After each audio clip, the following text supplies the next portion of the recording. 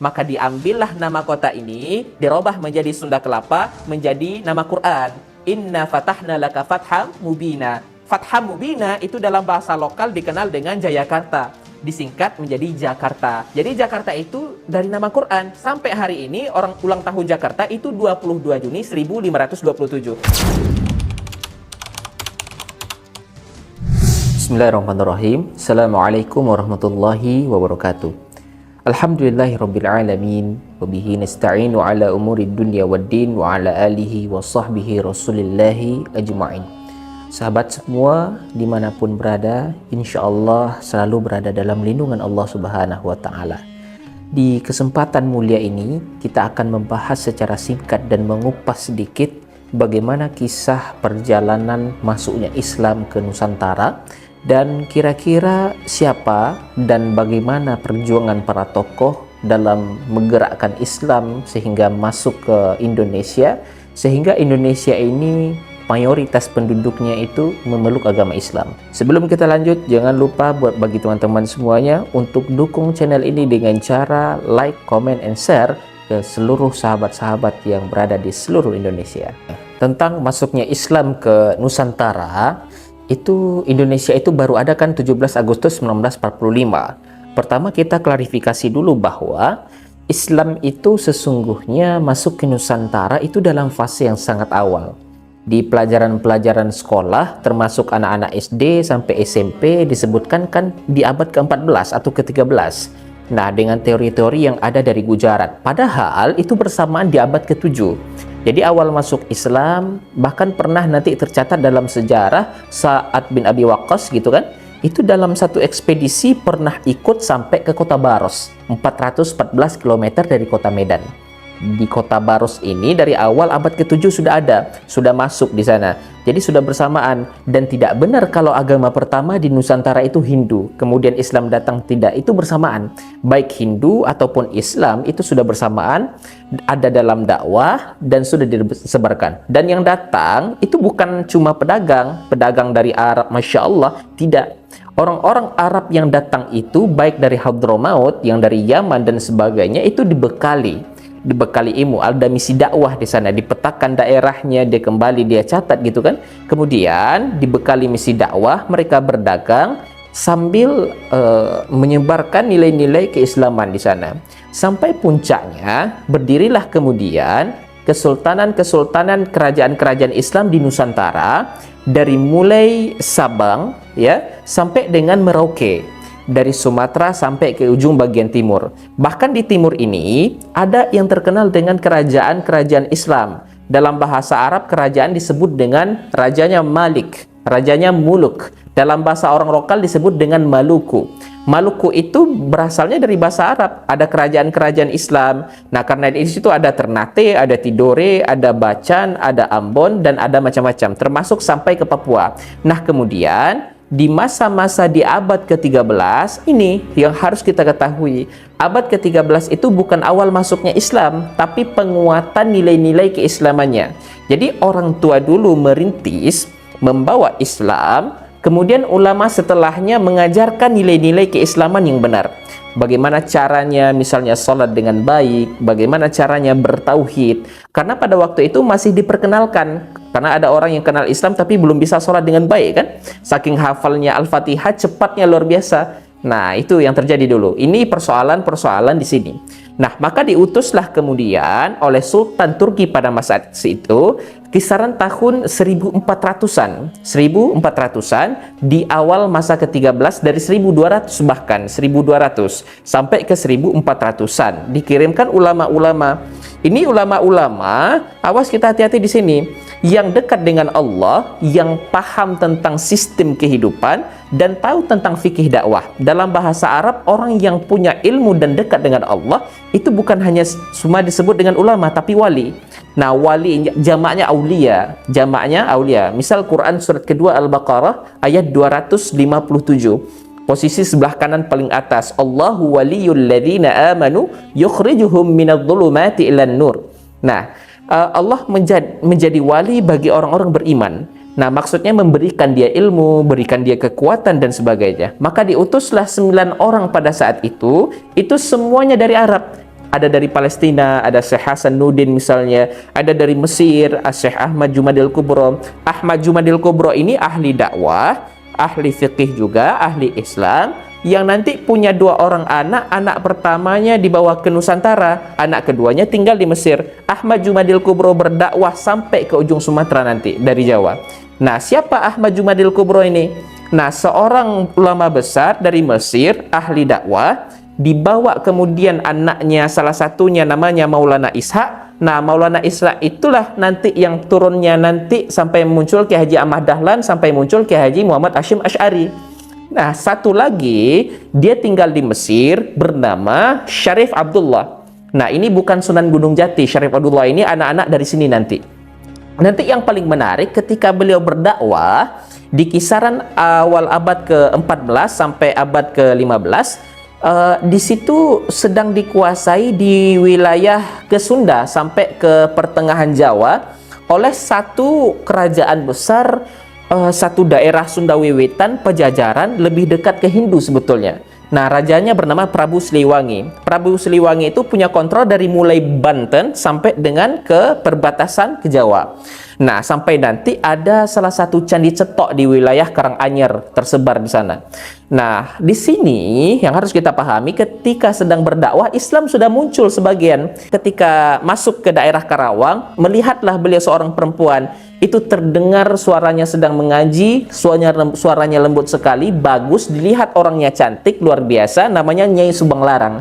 Nyai Subang Larang ini ternyata anak dari seorang pembesar muslim. Dia sedang belajar di pesantren jadi santri dari salah satu guru besar yang baru pulang dari Mekah. Mekah dulu dikenal menjadi Ummul Qura sampai sekarang kan. Maka gurunya disebut Syekh Qura. Nama aslinya Syekh Hasanuddin, dikenal dengan Syekh Qura. Maka jadi muridnya, ketahuan oleh Prabu Siliwangi tentang kebaikannya, maka diminta untuk menjadi bagian dari istrinya. Lalu dia menikah. Nah, Nyai Subang Larang apa yang disampaikan? Ini bisa mengatakan begini, ini kan orang bisa mengatakan apa saja gitu kan. Tapi dengan kekuatan imannya dia katakan, lihat kalimatnya, Anda boleh nikahi saya kalau Anda mau masuk Islam. Nah, singkatnya mau, kalau kalimat itu dikeluarkan dengan kalimat keimanan, tidak pernah dipakai berdusta, tidak pernah dipakai maksiat, itu nanti Masya Allah ada kekuatan-kekuatan besar di situ yang Allah menggerakkan. Maka masuklah Islam Prabu Siliwangi, nama aslinya Pemenah Rasa. Dari pernikahan itu melahirkan 3 orang anak, 2 laki-laki, 1 perempuan. Anak pertama lahir tahun 1423, diberi nama dengan Walang Sungsang. Anak kedua lahir tahun 1426, diberi nama dengan Rara Santang. Anak ketiga lahir 1427, diberi nama dengan Raja Senara. Semuanya masuk Islam. Walang Sungsang berganti nama menjadi Abdullah Iman, Rara Santang menjadi nama menjadi Syarifah Mudaim. Dari tahun inilah kemudian keduanya pergi menunaikan ibadah haji, berangkat. Setelah berhaji ini, ternyata setelah selesai mau pulang, bertemu dengan Syarif Abdullah. Syarif Abdullah jatuh hati kepada Syarifah Mudaim, minta izin untuk menikahi pada kakaknya, dinikahkan di situ. Maka ketika Abdullah Iman pulang ke daerahnya, ini Syarifah Mudaim nggak ikut, disampaikan menikah kepada Syarif Abdullah. Ini pulang, ketika pulang oleh Prabu Siliwangi diberikan tempat di daerah Lemah Hungkuk. Lemah Hungkuk itu dulu banyak etnis di situ. Ada Arab, ada Cina, ada orang lokal. Dalam bahasa orang lokal disebut dengan Caruban. Caruban itu kumpulan orang-orang. Ada etnis-etnis yang banyak. Karena itu di daerah Lasem, agak ke pesisir sedikit, dekat ke Tuban 30 km. Kisaran pantai ada daerah Ceruban juga di situ. Karena dulu orang Cina masuk pertama kali lewat daerah Karangturi kalau sekarang. Ya, posisi paling kanan di situ ada kisaran orang-orang Cina di situ, komunitasnya di situ. Tapi kalau tanya bahasa Jawa yang paling halus itu orang-orang sekitaran itu, Ceruban. Nah, kemudian ada biasa mereka membuat tentang rebon dari udang itu kan, campuran di situ. Maka sampai sekarang daerah itu untuk membedakan dengan daerah yang di Lasem diganti menjadi Cirebon. Nah, kita kembali yang ini, pergi ke Mesir, menikah dengan Syarif Abdullah, tinggal 20 tahun di sana, melahirkan seorang anak bernama Syarif Hidayatullah. Syarif Hidayatullah inilah yang kemudian pulang. Ketika menghadap kakeknya diberikan kewenangan di Gunung Jati, maka dikenal dengan Sunan Gunung Jati. Perhatikan pelan-pelan, Sunan Gunung Jati ini itu bukan termasuk yang 9 wali pertama. Ini generasi keempat. Jadi kayak Sunan Kalijaga, Sunan Gunung Jati itu orang lokal. aslinya dari campuran sebelumnya. 9 wali yang pertama itu bukan dari orang-orang generasi keempat yang awal. Ada yang dari Mesir, ada yang dari Maghribi, orang Maroko, ada yang dari Palestina, ada yang dari Persia. Semuanya jumlahnya 9 orang, ada dari Turki 2 orang. Ini poinnya. Ketika kembali sampai ke sini, diberikan kewenangan, Nyai Subang Larang ingin menengok kemudian Abdullah Iman di Cirebon, sampai di perjalanan singkatnya meninggal dunia. Untuk mengenang kalimat ini, maka disebutkan daerahnya menjadi daerah Subang sampai hari ini. Kemudian tersebar luaslah Islam sampai muncul generasi-generasi setelahnya, sampai tibalah kemudian Portugis datang lewat Selat Malaka tahun 1511. Dari mana Portugis ini datang? Ternyata dari hasil perjanjian yang dikukuhkan oleh tokoh Kristen paling besar pada saat itu. Makanya gelarnya juga besar, Paus. Nah, Paus Alexander yang ke-6 tahun 1494 ketika umat Islam dikalahkan di daerah Andalusia, kemudian beliau membuat satu perjanjian yang disebut dengan perjanjian Tordesillas. Tordesillas itu membagi belahan bumi menjadi 2 bagian, belahan timur dan belahan bagian barat. Maka diambillah kemudian Portugis ditugaskan untuk membawa 3 misi suci masuk ke daerah timur, sedangkan Spanyol diberikan di wilayah di daerah barat. 3 misi suci ini itu dikenal dengan misi 3G, ada Gold, ada Glory, dan Gospel. Maka masuklah Portugis lewat Selat Malaka. Asalnya nyasar dulu dia, sampai kemudian di Goa melakukan monopoli, lalu minta bantuan pada seorang yang bernama Ahmad bin Majid, navigator muslim, untuk menunjukkan arah yang sebenarnya. Maka masuklah lewat Selat Malaka tahun 1511. Apa yang pertama kali dia lakukan? Nah, pertama untuk memonopoli perdagangan. Kedua, membuat rumah ibadah, misi gospel, ya. Kristenisasi. Rumah ibadah dalam bahasa Portugis disebut dengan igreja. Orang kita menyebutnya dengan gereja, gitu kan? Ini gereja itu asalnya bukan dari bahasa Indonesia, itu dari bahasa Portugis. Didirikanlah di situ, orang mulai keikutan. Orang-orang Portugis pada saat itu ibadahnya itu 2 hari setelah orang Islam. Kalau orang Islam itu ibadahnya tiap pekan kan Jumatan di masjid kan? Nah, setelah hari Jumat, hari Sabtu. Setelah hari Sabtu, nggak ada hari Minggu, ya. Harinya Ahad asalnya. Dari mana munculnya Minggu? Karena orang-orang Portugis pada saat ibadah itu tidak langsung menyembah dengan Tuhannya, lalu mereka perlu perantara sampai hari ini. Jadi kalau misalnya punya dosa, itu penebusan dosanya nggak minta sama Tuhan, mintanya sama Bapak. Nah, datang ke situ, Bapak saya salah tadi begini, lalu kata bapaknya begini gitu.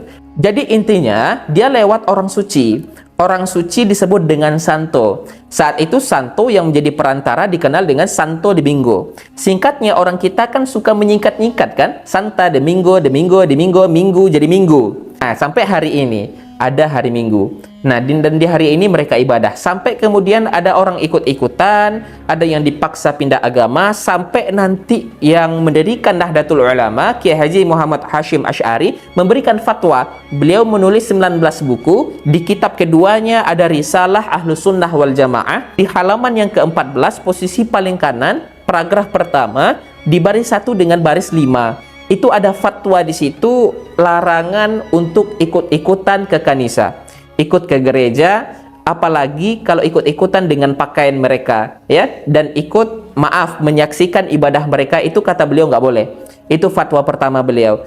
Singkatnya, sampai kemudian datanglah Portugis, dikalah di sini, dia ingin menguatkan bentengnya. Ketika datang Portugis ke wilayah ini, ternyata Spanyol merasa tidak ada dapat apa-apa di barat itu. Maka disusullah kemudian ke timur, perginya ke Filipina, ke daerah Sulu, dipimpin oleh Magalhães. Portugis dipimpin oleh Alfonso de Albuquerque, kemudian ini dipimpin oleh Magalhães tahun 1519. Tahun 1519 takut karena ada persaingan, maka dibuatlah kemudian benteng di daerah Sunda Kelapa. Datang ke Sunda Kelapa di pinggir pantai, dibikin benteng di situ. Saat masuk ke sini, itu kemudian mohon maaf menyerang penduduknya, mencelakai, membangun tempat ibadah, sehingga Sunan Gunung Jati yang diberikan kekuasaan tadi mengutus menantunya. Dia ada punya anak pertama namanya Muhammad, anak kedua perempuan, menikah dengan salah satu jenderal besar, soleh dekat dengan Allah, namanya Fatullah. Orang lokal menyebutnya dengan Fatahillah. orang Portugis menyebutnya dengan Veletehan. Maka diutuslah kemudian untuk bisa membebaskan wilayah Sunda Kelapa ini, maka kemudian dibacalah surat Al-Fatah itu, ya, inna fatahna laka fatham mubina. Nah, mereka berdoa dulu, sholat dulu, dan berjihadlah ke sana. Singkatnya, dibebaskanlah kota itu pada tanggal 22 Ramadan 933 Hijrah, bertepatan dengan 22 Juni tahun 1527. Saat dibuka ini, mereka sadar bahwa ini bukan ikhtiar kita saja, bukan kekuatan kita saja, tapi ada ridho Allah di sini. Maka kemudian untuk mengenang ini, untuk generasi setelahnya, untuk orang-orang setelahnya yang tinggal di sini, ingin disampaikan, kamu harus dekat dengan Allah, jangan jauh dari Allah, karena ini dianugerahkan oleh Allah. Maka diambillah nama kota ini, dirubah menjadi Sunda Kelapa, menjadi nama Quran. Inna fatahna laka fatham mubina.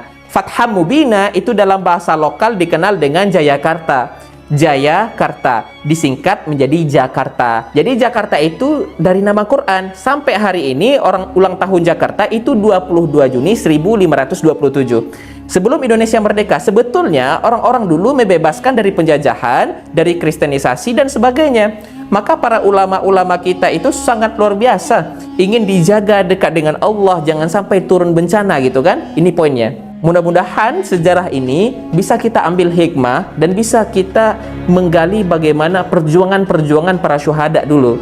Dan mudah-mudahan kita semuanya bisa mengambil ilmu-ilmu yang bermanfaat dari mereka, insya Allah.